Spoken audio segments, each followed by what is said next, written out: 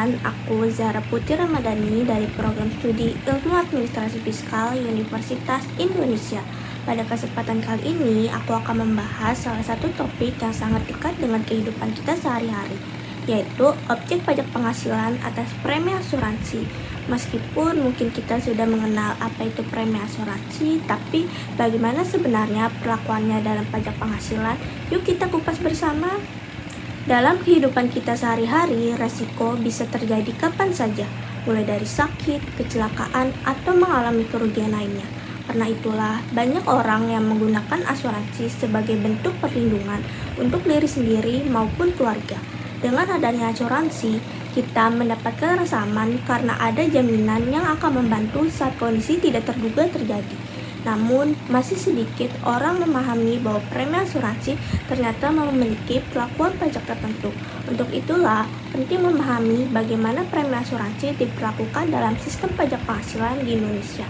Nah, hal tersebut yang menjadi dasar pertimbangan aku memilih objek pajak penghasilan atas premi asuransi untuk menjadi topik pembahasan dalam video kali ini.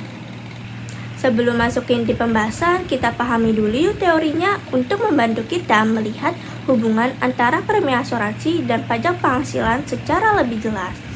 Dalam Undang-Undang Nomor 40 Tahun 2014 tentang perasuransian, asuransi merupakan perjanjian antara dua pihak, yaitu perusahaan asuransi dan pemegang polis yang menjadi dasar penerimaan premi oleh perusahaan asuransi. Premi diberikan sebagai imbalan untuk penggantian kepada tertanggung atau pemegang polis akibat kerugian, kerusakan, atau tanggung jawab hukum kepada pihak ketiga karena terjadinya peristiwa yang tidak pasti.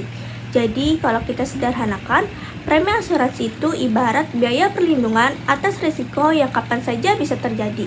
Nah, dalam ketentuan pasal 4 ayat 1 huruf N Undang-Undang PPH, premi asuransi merupakan penghasilan yang termasuk objek pajak penghasilan. Nah, apa yang dimaksud objek pajak penghasilan?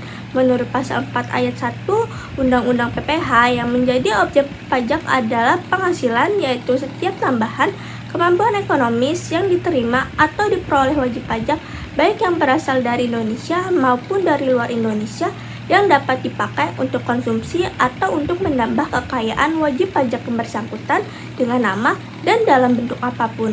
Dengan ini, kita jadi mengetahui kenapa premi asuransi dianggap sebagai objek pajak penghasilan, karena pada dasarnya premi tersebut dianggap sebagai bentuk tambahan kemampuan ekonomis bagi penerimanya.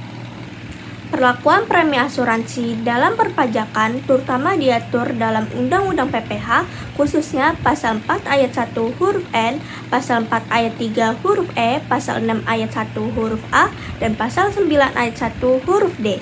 Melalui ketentuan tersebut, pemerintah memberikan pedoman agar perlakuan pajak atas premi asuransi menjadi lebih jelas dan memberikan kepastian hukum bagi wajib pajak. Dengan mengetahui dasar hukumnya, kita juga jadi bisa melihat aturan ini sebagai ketentuan yang harus diikuti. Seperti yang sudah diketahui sebelumnya, bahwa dalam ketentuan pasal 4 ayat 1 huruf N Undang-Undang PPH, premi asuransi merupakan penghasilan yang termasuk objek pajak. Namun, perlakuan perpajakan atas premi asuransi sangat bergantung pada siapa yang membayar premi tersebut, yaitu apakah premi dibayar sendiri oleh pegawai atau dibayar oleh pemberi kerja. Jika premi asuransi dibayar oleh pegawai berdasarkan ketentuan pasal 9 ayat 1 huruf D Undang-Undang PPH, premi untuk asuransi kesehatan, asuransi kecelakaan, asuransi jiwa, asuransi diguna, dan asuransi beasiswa yang dibayar sendiri oleh wajib pajak orang pribadi tidak boleh dikurangkan dari penghasilan bruto. Dan pada saat orang pribadi dimaksud menerima penggantian atau santunan asuransi, penerimaan tersebut bukan merupakan objek pajak. Sedangkan jika premi asuransi dibayar oleh pemberi kerja berdasarkan ketentuan pasal 6 ayat 1 huruf A Undang-Undang PPH, apabila premi asuransi dibayar atau ditanggung oleh pemberi kerja untuk kepentingan pegawainya, maka bagi pemberi kerja, pembayaran tersebut boleh dibebankan sebagai biaya perusahaan.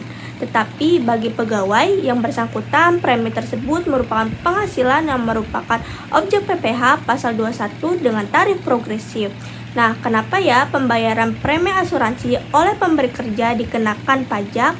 Karena pembayaran premi asuransi oleh pemberi kerja dianggap sebagai fasilitas bagi pegawai yang merupakan komponen penghasilan. Lalu, pada saat klaim asuransi, apakah akan dikenakan pajak juga?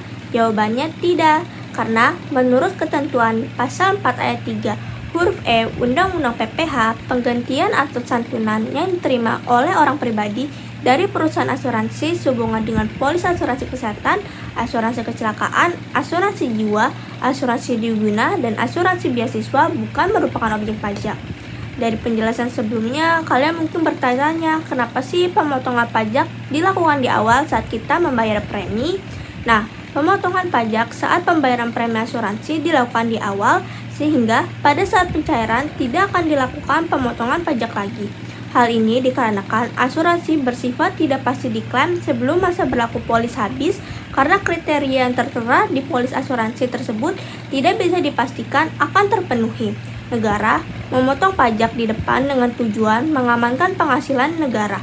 Selain itu, alasan mengapa pada saat klaim tidak kena pajak adalah untuk memenuhi prinsip convenience of payment, yang artinya memungut pajak seharusnya dipungut di waktu yang tepat, bukan saat wajib pajak tidak mampu atau mengalami musibah. Sebagai penutup dari pembahasan ini, penting bagi kita semua untuk mulai lebih sadar dan memahami bahwa pajak dan asuransi adalah dua hal yang sangat dekat dengan kehidupan sehari-hari. Banyak dari kita yang memakai asuransi tetapi belum tentu tahu bagaimana pajaknya bekerja. Karena itu, masyarakat diharapkan tidak hanya fokus pada manfaat asuransinya saja, tetapi juga memahami kewajiban perpajakannya. Terima kasih kepada semua yang sudah menyimak sampai akhir. Semoga bermanfaat dan menambah wawasan kita bersama.